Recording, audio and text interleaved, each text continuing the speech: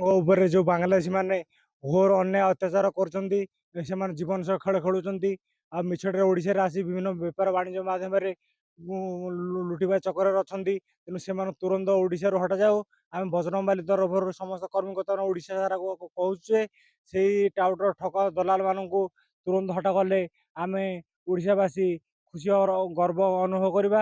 ଆଜି ବୈଠକ ବଜରଙ୍ଗ ଦଳ ଡାକିଥିଲେ ଯେ ଆମର ଯୋଉ ବାଂଲାଦେଶରେ ଆମର ଯୋଉ ହିନ୍ଦୁ ମୁସଲମାନ ନେଇକିରି ଆମ ହିନ୍ଦୁ ମାନଙ୍କୁ ଅତ୍ୟାଚାର ଚାଲିଛି, ମାରପିଟ କରୁଛନ୍ତି, ଇଜ୍ଜତ ଉପରେ ବଳାତ୍କାର କରୁଛନ୍ତି ଆମ ହିନ୍ଦୁ ଲୋକକୁ।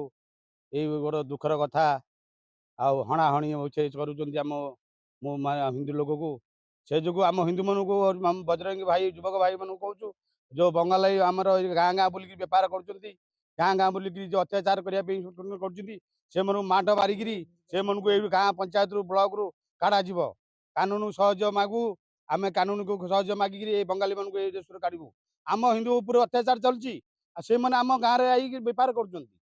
ସେମାନଙ୍କୁ ନିହାତି ତୁରନ୍ତ ତାଙ୍କୁ ଚିକିତ୍ସା ନିଆଯାଉ, ଯେ ସେମାନେ ଗାଁ ଗାଁ ଭିତରେ ବୁଲିକି ଯୋଉ ବେପାର କରୁଛନ୍ତି ସେମାନଙ୍କୁ ପୁରା ଦିଆଯାଉ।